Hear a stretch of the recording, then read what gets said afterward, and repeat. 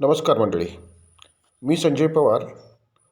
आपल्या दिव्य ऊर्जा ज्योतिषीय प्रबोधन ह्या चॅनेलवरती तुम्हा सर्वांचं सहर्ष स्वागत. ओम नमो आदेश. नमस्कार मंडळी, मी संजय पवार. आपण पाहत आहात दिव्य ऊर्जा ज्योतिष प्रबोधन. अगदी सहज सोपं ज्योतिषशास्त्र.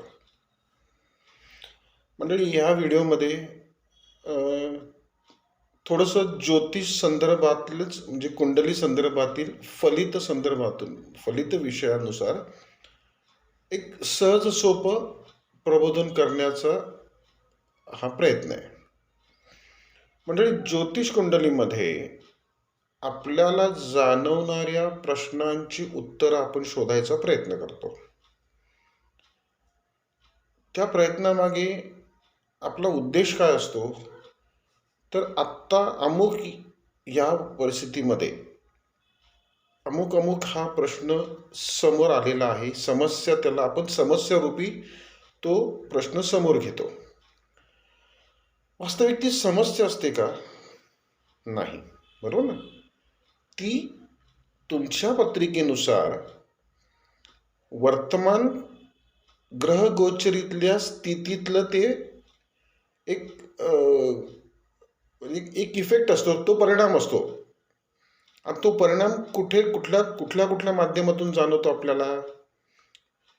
तर शरीर, आत्मा, मन, बुद्धी आणि विचार या माध्यमातून आपण वेगवेगळे प्रश्न वेगवेगळ्या अर्थानं, वेगवेगळ्या जाणीवेतून समोर घेत असतो. प्रत्येक प्रश्नाला उत्तर आहे, पण ते उत्तर कुठल्या स्वरूपातून आपण अपेक्षित धरायचं किंवा कुठल्या स्वरूपातून त्या उत्तराकडे पाहायचं, हे सर्वस्वी आपल्यावर आहे की नाही?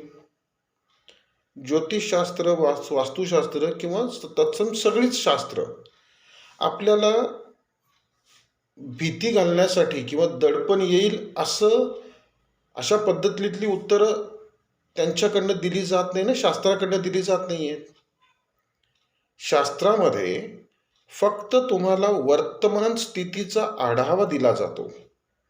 आता ती वर्तमान स्थिती प्रत्येकाला आपापल्या जन्मकुंडलीनुसार, आपापल्या जन्मनक्षत्र गोचरीतील जी स्थिती आपल्याला लाभलेली आहे त्यानुसार प्रत्येक फलिताचा परिणाम आपल्याला जाणवत असतो. इथपर्यंत लक्षात येतं ना?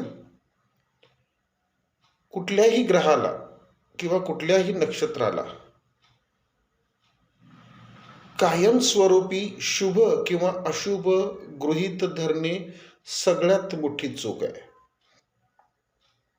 कारण मुळात कुठलाही ग्रह किंवा कुठलंही नक्षत्र हे कायमस्वरूपी सरसकट सर्वांना एकाच पद्धतीने शुभ ठरत नाही, अशुभ ठरत नाही.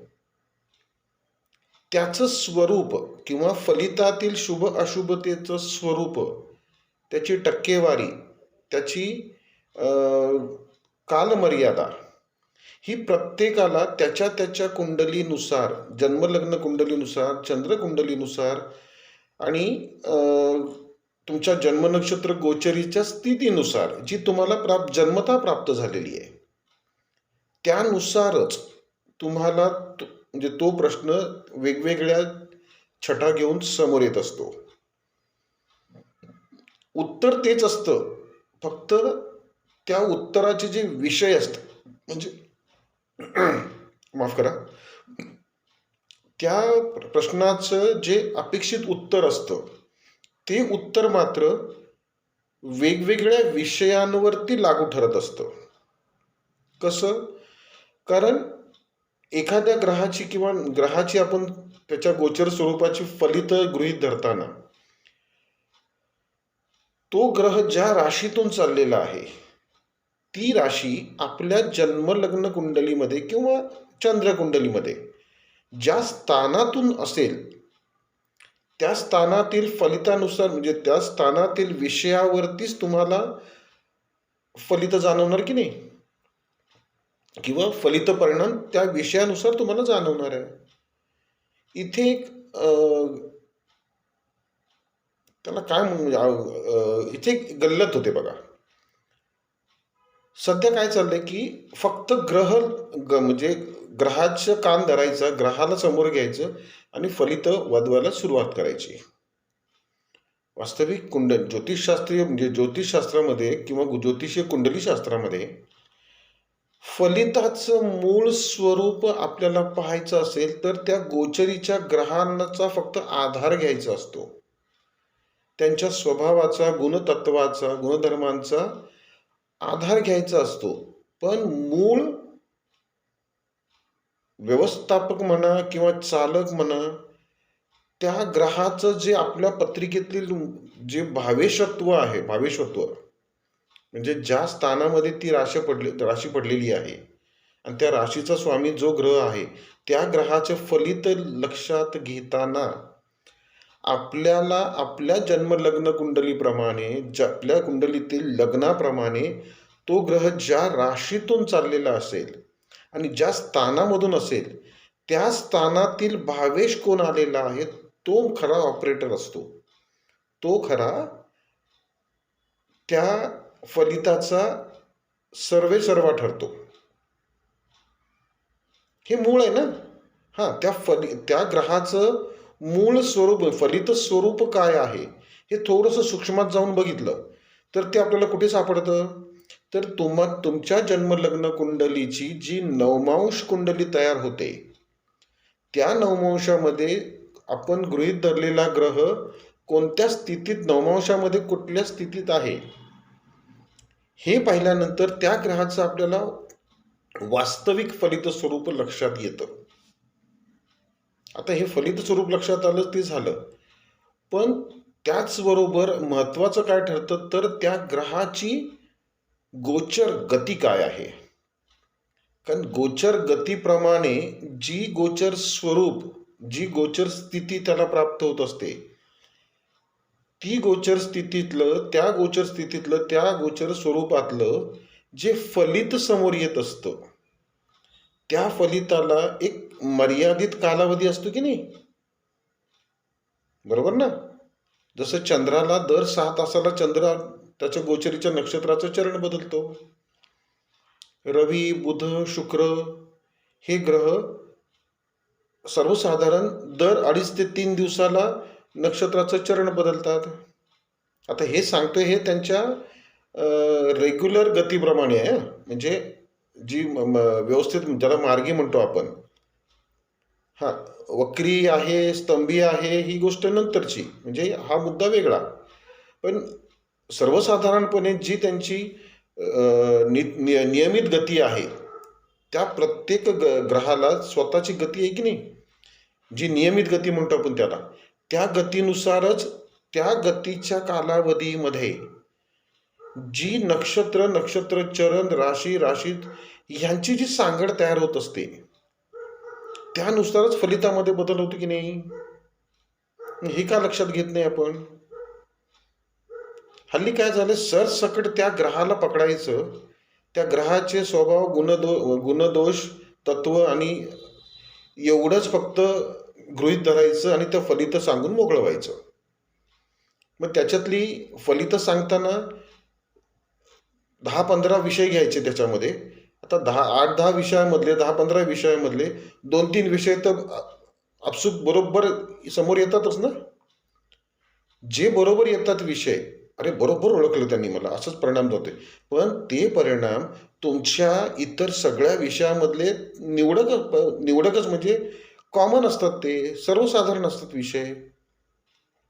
ते बरोबर आले म्हणजे का तुम्हाला त्या ग्रहाचं फलित संपूर्ण कळलं का?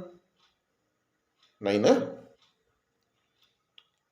ह्याच्यामध्ये अजून एक महत्वाचा मुद्दा असा घ्या, लक्षात घ्या तुम्ही स्पेसिफिकली, जरी ज्योतिष कळत नसेल किंवा अभ्यास नसेल तरी सुद्धा, आणि सहज सोप्या पद्धतीने हे शास्त्रानेच आखून दिलेलं आहे, सांगून ठेवलेलं आहे. फक्त आपल्यापर्यंत त्या पद्धतीने एवढ्या स्वच्छ आणि प्रामाणिक निर्मळ पद्धतीने ते पोचवल्या गेलं नाहीये.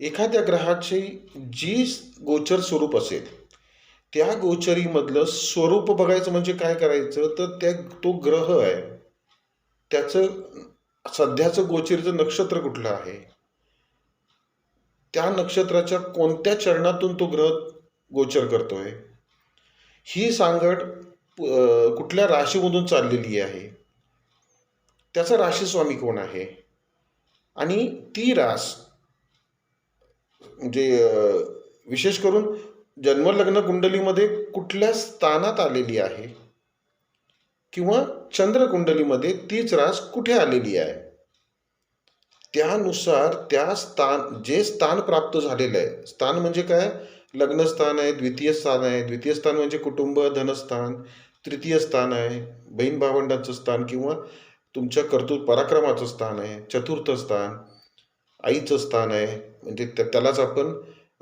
इतर ज्या काही गोष्टी आहेत जे जे ज्यातून आपलं सुख पाहायचंय त्या गोष्टी आहेत ते चतुर्थ स्थानावर पाहतो. पंचम स्थान आहे जिथे संतती आहे, शिक्षण आहे. षष्ठ स्थान आहे जिथे रोग आहे, बँक लोन वगैरे आहे. सप्तम स्थान आहे सप्तम स्थान म्हणजे व्यावसायिक आणि वैयक्तिक भागीदाराचं स्थान आहे ते. अष्टम स्थान आहे भाग्यस्थान आहे. दशम स्थान आहे उद्योगधंदा नोकरी व्यवसायाचं. लाभ स्थान आहे मित्रमंडळी आणि सर्व प्रकारचा लाभ दर्शवणारं. व्ययस्थान आहे म्हणजे खर्चाचं स्थान आहे ते. मोक्षस्थान आहे. नेमका आपला त्यावेळेसचा विषय काय आहे, त्या विषयानुसार आपण आपल्याच कुंडलीमधल्या स्थानातील भावेश बघायचा असतो आणि त्या भावेशाची स्थिती सध्याच्या वर्तमानामध्ये कुठल्या स्वरूपात आहे ते पाहायचं असतं. त्याचबरोबर त्याची जी फलितं आपल्या समोर येणार आहेत त्या फलितातील नेमकं शुभ आणि अशुभतेचं स्वरूप काय आहे, टक्केवारी काय आहे, हे आपल्याला आपली जन्म नक्षत्र गोचर सांगतेच की नाही, की तुमच्यासाठी अशुभ काय आणि शुभ काय आहे. आणि ते विशेष करून तुमच्यासाठीच नक्की ठरतं ना ते. राहू केतू शनी मंगळ हे अशुभ आहेत हे सर्वथा चुकीचं ठरतं. कुठलाही ग्रह कुठलंही नक्षत्र सगळ्यांना सरसकट सर्व कायमस्वरूपी शुभ किंवा अशुभ ठरत नाहीत. प्रत्येक ग्रहाची फलिताचा कालावधी जो आहे हा त्याच्या गोचर गतीनुसार सतत बदलत असतो, परिवर्तन साधत असतो. ते परिवर्तन साधताना त्या ग्रहाच्या गोचरीमध्ये ज्या काही परिवर्तन होतात, जे बदल घडतात, त्या बदलानुसार फलितावरती देखील परिणाम होत असतो. इथे लक्षात. त्यामुळे नुसतं ग्रहाला धरून जे त्याला बेलगाम जी उत्तरं दिली जातात किंवा भाकितं वर्तवली जातात ते अतिशय घातक ठरते ह्या शास्त्रासाठी. मंडळी, हे ज्योतिषशास्त्र वास्तुशास्त्र अतिशय सर्वांग सुंदर शास्त्र आहे आणि आपल्या जीवनातील दैनंदिन जीवनामध्ये पावलोपावली अक्षरशः सदुपयोग साधता येऊ शकेल असं ते शास्त्र आहे, असं ते सहाय्यक शास्त्र आहे. आपल्याला मदत करणारं शास्त्र म्हणजे ज्योतिषशास्त्र आणि वास्तुशास्त्र आहे आणि ते तितक्या सहजतेने आपल्याला स्वीकारायचे, पाहायचे त्या शास्त्राकडे. उगाच हे काहीतरी नुसते एका ग्रहाला धरायचं आणि त्याच्या नुसतं गुणदोष आणि स्वभाव पाहून सुरुवात करायची, फलित वर्तायचे, चुकीचं ठरते. ह्याने शास्त्राचं नुकसान होते, शास्त्र बदनाम होते.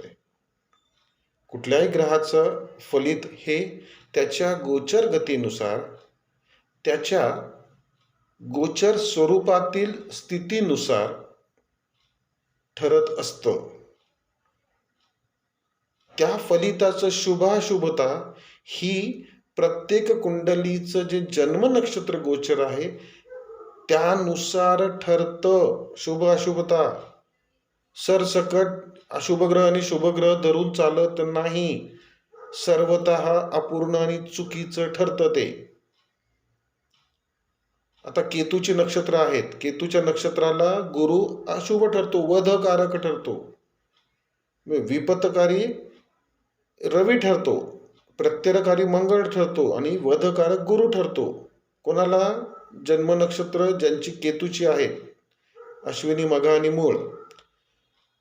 मग त्यांना जर गुरु वधकारक ठरतोय, तर मग त्यांनी गुरुला सरसकट शुभ कसं ठरणार? सरसकट शुभ त्यांनी म्हणजे स्वीकारायचं का? त्यांना तशी फलितं मिळणारच नाहीत ना. त्या पद्धतीने फलितं समोर येतच नाहीयेत. हा, गुरुची फलितं शुभकारक ठरलेत, आमच्यासाठी तरी ठरली. याचा स्पष्ट अर्थ असा असतो ना, की त्यावेळेसचा गुरु हा त्यांच्या जन्म नक्षत्र गोचरीने जी शुभ स्थितीतले ग्रह नक्षत्र आहेत त्यांच्या सानिध्यात आहे गुरु तो. म्हणून तो बोधकारक ठरणारा गुरु त्यांना काही प्रमाणामध्ये शुभ ठरत असतो. पण मुळात तो मूळ धारणा त्याची अशी वधकारकच आहे ना. आपण लगेच हुरळून जातो, भारावून जातो, आहा माझा गुरु बोधकारक आहे तरी पण मला अशी फळं मिळतात.